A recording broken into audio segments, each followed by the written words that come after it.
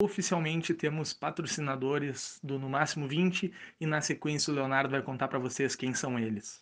Nankin Cozinha Chinesa, Alternativa Locadora de Veículos, TheBean.tv, um projeto imobiliário, Ebert Special Beer, All In Club, algoritmo de apostas, Comercial Cliente Equipamentos para Restaurantes e Legal Map Business Complement. Se você também quer apoiar o No Máximo 20, entre em contato através do e-mail nomáximo20@gmail.com. Empreendedores e empreendedoras desse Brasil, muito prazer. Meu nome é Leonardo, sou formado em administração e vou estar acompanhando aqui hoje a conversa com vocês. Fala, família do No Máximo 20, gostaria de agradecer a galera que está acordando, a galera que já está no meio do seu dia ou quem está indo dormir conosco.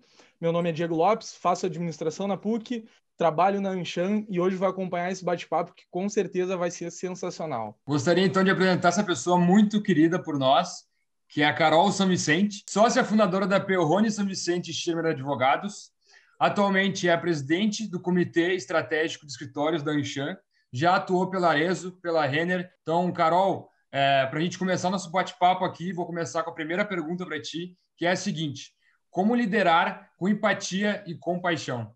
Por favor. Então, galera, bom dia, boa tarde, boa noite, dependendo do horário. Estou muito feliz de estar aqui com o Diego e com o Leonardo, que acompanho bastante também quando eu vou lá na Anshan e quando eu faço todas as minhas eventos, comitês, é muita coisa, e o Diego e o Leonardo estão sempre presentes. Estou muito feliz com o convite. Eu já estava perguntando por que não tinha me chamado antes, então eu já estava aqui bem nervosa. Mas, graças a Deus, chegou a minha vez, né? Porque quando a gente fica com amigos, assim, que são, né, estrelas da mídia, é assim. E essa pergunta, né, e esse tema, para mim, especial, ele é muito importante, porque eu acho que a gente tem algumas características marcantes em lideranças e a gente tem uma situação, que é a situação atual, que é os liderados, né? E aí é como tudo na vida.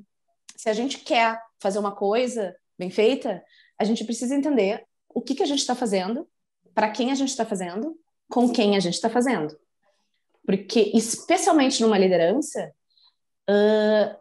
tu é o exemplo, né? E aí a gente distingue muito o que é o chefe e o que é o líder, né? E a gente nunca vai deixar de distinguir isso. E isso, para quem quer ser líder, precisa entender a diferença. Então, vamos lá. Na teoria, chefe é quem? Quem manda ser, né? Chefe é aquele que vai te dizer, esse aqui é teu chefe. Beleza, ele virou teu chefe. Tu não precisa ter um contato com ele, ele virou teu chefe. Porque disseram, esse aqui é teu chefe. Quem é o líder? O líder tu escolhe, né? Porque o líder, ele tem que te inspirar. O líder, ele tem que fazer diferença na tua vida. O líder tem que impactar no teu trabalho. Ou tu não precisa ser só líder no trabalho. Tu pode ser líder numa mentoria, tu pode ser líder na sala de aula. Não tem o líder. Quem é o líder na sala de aula? É quem todo mundo escolhe. É quem está lá na frente para poder orientar os demais. E não é o teu chefe. Porque lá na escola, se a pessoa não te agradou, tu manda longe. Mas na vida real, como a vida como ela é, tu não manda. O que acontece? Tu começa a criar um ranço no trabalho. É isso que acontece. A gente pode ter várias palavras bonitas, mas o fato é a gente começa a ter ranço do trabalho. Então, para não ter ranço do trabalho, porque tu também, que é líder, não quer ter pessoas rançosas, precisa mudar. Então, tu precisa mostrar o quê? Por que, gente, que eu me tornei líder de vocês? Né? Essa pergunta o líder tem que fazer, porque assim, o líder que acha que não precisa desenvolver, o líder que acha que é líder porque mandaram, de novo, não é líder, é chefe. Né?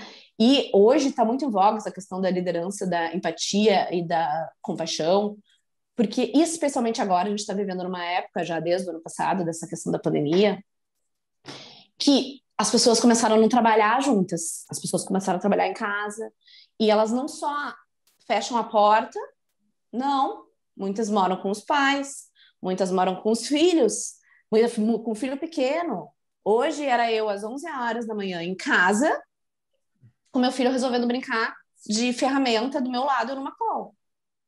Né? E assim, criança não é obediente, né? Do tipo, meu filhinho larga a ferramenta. Não, ela me bate com a ferramenta na cabeça, né? É assim. Então, a gente tem que entender por que está acontecendo algumas coisas. E isso acontece no trabalho. E liderar com compaixão e paixão é exatamente tu poder ter esse olhar de, peraí, deixa eu entender o cenário, o que está acontecendo. Porque, sim, cada pessoa importa. Sim, cada pessoa é diferente da outra. Eu não posso criar uma regra e jogar essa regra sempre. Agora, eu preciso ter uma regra única para mim, que é, eu preciso entender o que está acontecendo. Se eu não quiser me envolver com meus liderados e entender a situação deles, eu não vou conseguir liderar. Porque vai estar faltando um gap dessa página, que é a minha conexão com ele. E sem essa conexão, eu viro chefe. Eu não viro líder. Da nova economia que a gente quer trabalhar também, quero te aproveitar num outro ponto que eu posso afirmar que é verdadeiro por te conhecer, por trabalhar muito próximo a ti, que é a questão do cuidado, não só com as pessoas, mas também cuidado com todos que estão à volta, sejam clientes, sejam parceiros, que eu acho que tu pegou um pouco isso aí do encantamento lá da Renner, com certeza, mas eu uso a tua máscara até hoje, uma das melhores máscaras que eu tenho, e é nítido o cuidado que tu tem com todos que estão à sua volta, seja estando próximo, seja sempre lembrando de datas importantes. Fala um pouquinho sobre essa importância. Então, e sabe que isso eu particularmente acho que, vamos lá, trabalho hoje, quem senta e faz o trabalho, tu tem muitas pessoas boas, tu tem muitas pessoas técnicas, e tu tem muita opção de, por exemplo, no meu caso, escritórios de advocacia, né? Para as pessoas te procurarem, entenderem que tu tem um diferencial, e esse diferencial, já que a gente já está entendendo que tu tem uma técnica boa e que várias pessoas têm essa técnica, né? Porque a gente não é o Steve Jobs, mas a gente, muita técnica boa em tudo que faz. A gente precisa ter um quê a mais, né? A gente precisa ter, sim, no DNA, o encantamento, que sim, trouxe da Renner. E sim, é essencial, porque não é só o cliente que pode importar. Ele deve ser o teu centro quando tu pensa em todo o modelo de negócio. E ele deve ser o teu centro quando tu pensa em o que eu tenho como diferencial de entrega. Só que para tu fazer esse diferencial de entrega, tu, de novo, precisa ter equipe, tu precisa ter parceiros, tu precisa ter conexões.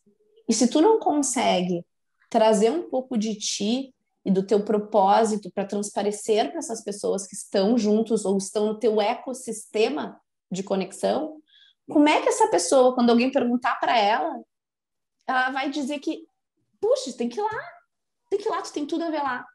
Se tu não consegue transparecer para ela aquilo que tu efetivamente é, né? Senão a gente vai estar fazendo, primeiro, um papo esquizofrênico, segundo, de novo, naquela teoria de vamos falar para fora aquilo que a gente não faz aqui dentro.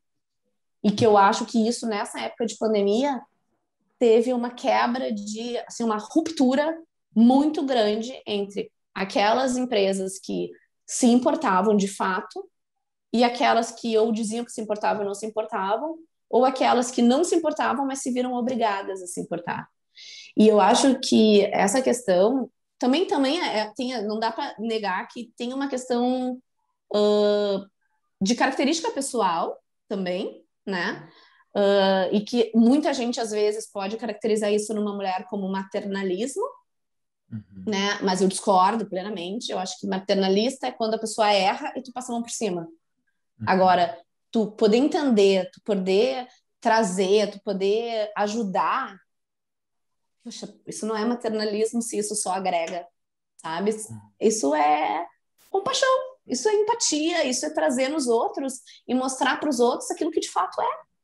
Pessoas com pessoas, né? É tão simples. Exato. E acho que até dá para conectar agora com a nossa próxima parte, que seria mais falando sobre nova economia, que eu acho que lidar com essa nova economia precisa de muito cuidado, compaixão, empatia, mas tu que conversa diretamente, explica um pouquinho como que é conversar e como que se conversa com essa nova economia que está surgindo. Eu acho que essa nova economia, ela traz uma necessidade muito grande de objetividade na comunicação, de assim, deixar um pouco de lado a formalidade, e aí eu não estou falando formalidade, né, de ai, obrigada, isso é educação, né? Agora, assim, estou falando da formalidade, por exemplo, que me dá nos nervos, que é oi, doutora.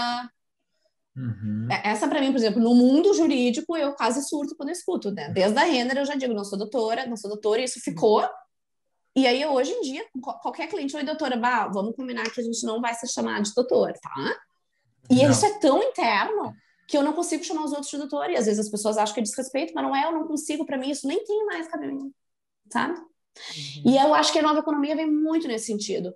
Porque hoje o cliente, ele quer a resposta rápida, ele quer a resposta objetiva, e ele não quer ter que contratar uma outra pessoa para poder traduzir o que tu está falando para ele. Né? Então, assim, eu preciso me comunicar com a pessoa de uma forma que ela entenda, senão não há comunicação. Né? Há um e-mail com 65 linhas para eu no final dizer o porquê. Aí eu te pergunto, para que isso? Né? Então, para que eu receber um parecer ou eu dar um parecer de 80 folhas com a conclusão no último parágrafo lá no final, o cara vai me bater com a cabeça naquilo, vai servir, nunca vai ler os 80 páginas. É trabalho para mim, trabalho para ele. Sendo que é mais trabalho para ele ainda porque ele está pagando. Né? Então, assim, por que não ser objetivo? Por que não falar sem tantas rodeios e tantas formalidades, que, na verdade, isso acaba que isso constrói muros, não constrói pontes. Porque, de novo, aí eu acho que vem muito também aquele papo da questão da liderança por empatia e compaixão, que é, tu precisa te conectar com o teu cliente.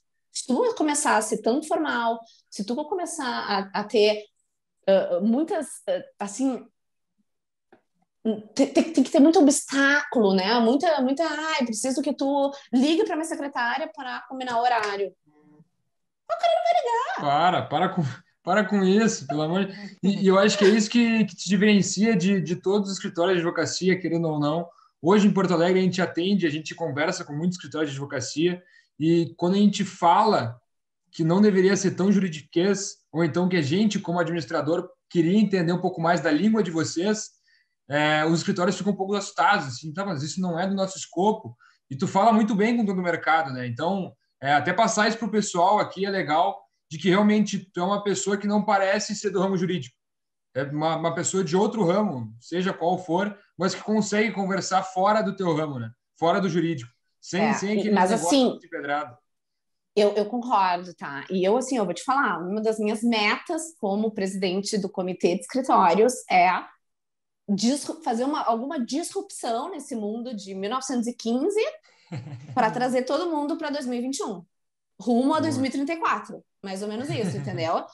Por quê? Porque tem toda essa questão e eu vou te falar, vou te confessar, a Renner para mim foi a maior escola de tratamento com pessoas, né?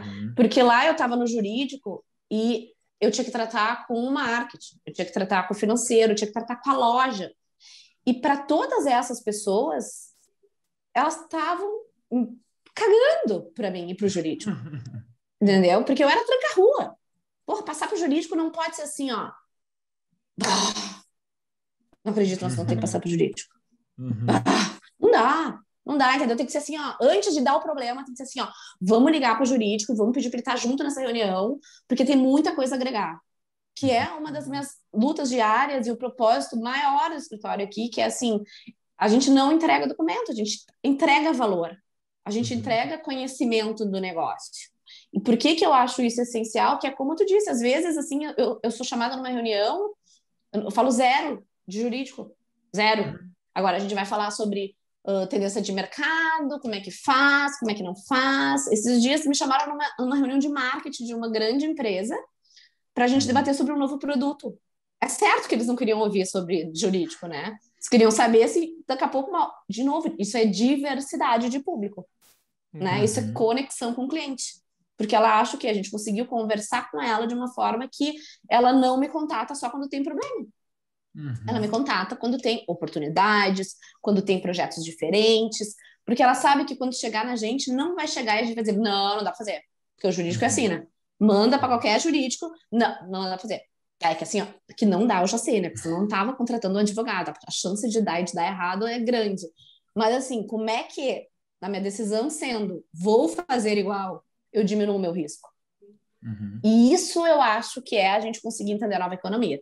Porque a nova economia é o que eu estou falando, o cliente não quer perder tempo, ele não está querendo pagar caro, né? Ele quer pagar justo. Ele não está querendo falar com 15 pessoas para que a pessoa... Não, ele quer falar com uma que resolva.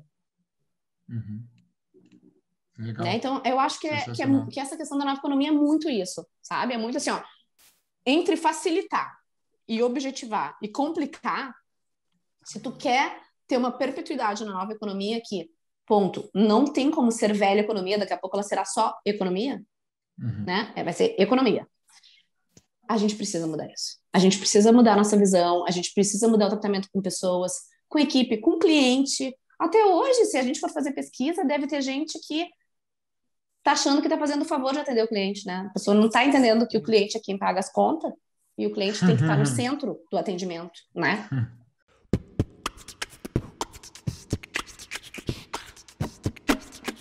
Como o Diego sempre fala, a gente nem viu passar o tempo, porque realmente é curto, mas é muito bom. E para finalizar nossa conversa, eu te peço uma dica, seja no pessoal ou no profissional. Tem gente que fala que é a mesma coisa, mas uma dica de vida para as pessoas que estão nos ouvindo aqui. Eu acho que é quase a mesma coisa também, tá? Até porque quando a gente faz aquilo que a gente gosta, aquilo vira paixão, não vira trabalho, sabe? Então vira vivência, tudo vira vivência. Mas uma dica muito grande, que não é grande, né? Grande para mim, né? Que se eu tivesse ouvido isso, eu tinha prestado mais atenção. Mas eu sempre, independentemente, olharia mercado para qualquer situação que eu tô falando. Então, assim, tô entendendo, alguém tá me contratando para eu estruturar uma estrutura de fundo de investimento. Olha mercado, além de olhar a lei, além de olhar toda a questão técnica, olha mercado para entender o que estão fazendo, né? A pessoa está se formando está lá na faculdade, no final do colégio, tentando pensar o que vai fazer. Eu já acho que a gente é super imaturo na escolha da profissão. Como é que com 17 anos, sem a mínima noção de mercado, eu vou conseguir escolher o que eu tenho para fazer o resto da vida? Eu tenho que dar muita sorte de tu poder escolher aquilo que tu efetivamente vai gostar depois de 6 anos de faculdade, né? E aí, tu acaba a faculdade e tu vai para o mercado de trabalho. Não pode ser assim. Não pode, a gente tem que experimentar antes, a gente tem que olhar o mercado antes, entender o que aquela profissão, como profissão, tem em mercado. E eu falo isso para essas pessoas, que tomara que isso chegue nos ouvidos das pessoas mais jovens, porque sim, ainda é tempo de mudar a faculdade se vocês não estão apaixonados. Sim, é tempo de mudar o emprego se vocês não acham que aquilo é a paixão da vida de vocês, porque a gente passa de 8 a 12 horas dentro do ambiente de trabalho. É raro também tu sair do ambiente de trabalho, clicar aqui, desligar toda a tua mentalidade e agora tu vai passar só a viver o pessoal. Então aquilo tem que te dar prazer. Tem que te dar prazer. Então, se eu puder dar alguma dica para alguém, repense internamente aquilo que te faz feliz. Seja no pessoal, seja no trabalho. E segue o que o teu coração está falando. Porque isso daqui a 15 anos vai fazer diferença na vida. Sensacional. Então, família do No Máximo 20, esse foi mais um episódio aqui com a Carol San Vicente, uma aula, e tenho certeza que se vocês conseguirem falar com ela, ela vai estar sempre disponível para trocar, porque ela sabe aproveitar as oportunidades, então não desperdicem e aproveitem o máximo do tempo que conseguirem conversando com a Carol. Um grande abraço. Curte, compartilha e escuta o podcast, tá bom?